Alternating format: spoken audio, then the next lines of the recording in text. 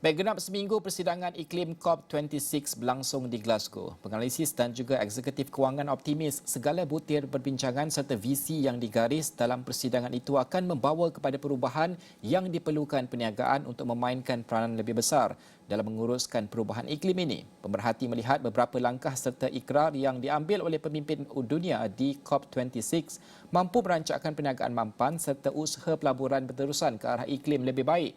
Namun pertama sekali, setiap perniagaan tidak kira apa saiz sekalipun harus faham bagaimana perubahan iklim ini memberikan kesan kepada mereka. Dan bagi membincangkan perkara ini, kita bersama dengan Naib Presiden ASEAN di SAS, Remco Den Haya. Remco, thank you so much for joining us. First of all, we've heard a lot of pledge in during COP26, including from business leaders. However, we also need to know whether these or most of these companies understand the risk of climate change. How does climate risk affect businesses, not just MNCs, but also including SMEs alike, and why should they focus on the climate risk? Thank you very much, Najib. Yeah, how does climate risk affect businesses? Businesses are facing impacts from both physical risk. You can think of extreme weather causing physical damage or supply chain disruptions. Businesses are facing impacts from transition risk, right? Consumer preferences could be shifting, maybe carbon quota that get applied onto organizations. You know, electricity prices could change, so that's a transition risk. In some cases, there's also liability risks. For instance, insurance claims that come up. So. And none of the least, we have the financial risks that the cost of capital can change because banks and the governments want to invest in greener organizations. So it is critical for organizations, for businesses to understand the impacts that they can face from climate risk. For small and medium enterprises in particular, they can be more vulnerable because there might be less diversification. There may be less diversification in terms of where they are geolocated and in terms of what product they carry. Remco, let's talk about the reality, or should I say the current status. How are businesses currently reacting to climate risk? Well, most businesses have actually started raising awareness about their climate targets, about the measures that they're taking. So, for example, SAS, right, our own company, we've gone public with our climate target to be net zero carbon neutral, right, and net zero carbon in terms of our emissions by 2050. And a lot of companies have been doing these kinds of have been raising awareness in this matter.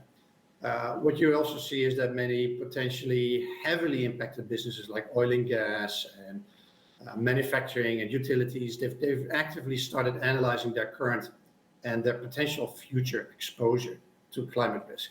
And some organizations have even justified making a real strategic shift in terms of the business model, right? Moving away from coal industry to to renewables, moving more towards digitalization, and in that digitalization enabling more work from home, which of course lowers the carbon footprint.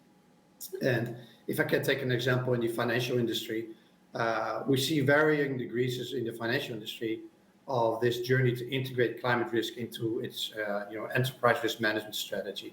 There was even a recent study done by the Global Association of Risk Professionals in which it shows that maybe 33% of financial institutions introduced climate risks into their business more than 5 years ago, but actually only 24% only did that just last year. So you can see various degrees of how organizations are dealing with climate risk right now. And also, Remco, we know that cost is always a concern for businesses, and every investment must be, justified. And what are the operational and financial benefits for businesses in having a climate risk portfolio? Yeah, that's a great question, Najib. Look, if businesses can anticipate the nature and the severity of the risks well in advance, they can implement adaptation strategy, a mitigation strategy right now, so that they can minimize operational disruption and that they can minimize financial losses. So that's one, right? The second is that businesses can also identify new opportunities to transition towards new business models ahead of competition. Right? There's great examples out there in the market of organizations that have completely shifted their business model and are actually making a lot of money because there's climate risk coming up. And also, having said that, what effective action on climate change should be taken by organizations from a decision-making perspectives? Number one, right? Number one, conduct very, very thorough analysis on scope 1 and scope 2 emission areas, greenhouse gas emission areas. So what do I mean with that, scope 1, scope 2? Scope 1 is all the greenhouse gas emissions that you make as an organization, because you have your own assets, you have your own resources. What is your carbon footprint from your own operations? But scope 2 is also, where are you buying your supplies from? How are you getting your electricity? Is that electricity actually green in terms of how that electricity was created? So that's scope 2. So number one, for organizations to take effective action on climate change, you have to really understand and do analysis, which is of course what we are all about as a company, right? SAS, to be able to help with analysis, to really understand your footprint. If you haven't quantified that yet, find a way. Right? Second, conduct a high-level assessment. A high-level assessment of the dependency on all the stakeholders in the value chain, not just your suppliers, but also your customers and regulators. And then the third, and that's very important, disclose your climate targets, right? Your environmental and your social and your governance objectives and targets, and disclose your actionable plans as to what is it that you're going to do about it. I would say those are the three effective actions that organizations can be taking right now. It's not just that, the technology also plays an important role for every changes. With current technology and tools, how can analytics and data help businesses to protect the environment? Yes, yeah, now you're really getting into the realm of the company that I work for, but you're really talking about analytics and data, right? And analytics and data can help in both identifying the problem and in actually suggesting possible actions, right, to solve the problem. So let me give you an example of identifying the problem.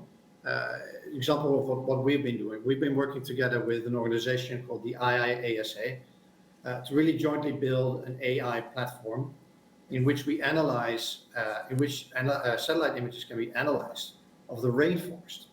And it can show location and magnitude of the damage in the rainforest much more effectively than you can do that in a manual way. And in that way, you can see where the damage is happening. So your analysis of the problem is right there. Another example that's great to mention is our collaboration with the Malala Fund. We developed a climate challenge index predictor, and we can identify where girls are most at risk of experiencing educational interruptions. But more importantly, can predict the change in completion rates of primary and secondary education due to climate change. So data analytics can help in identifying the problems, and that's some examples. I was saying that data analytics can also help in suggesting possible actions to solve the problems. Let me give you an example in that area.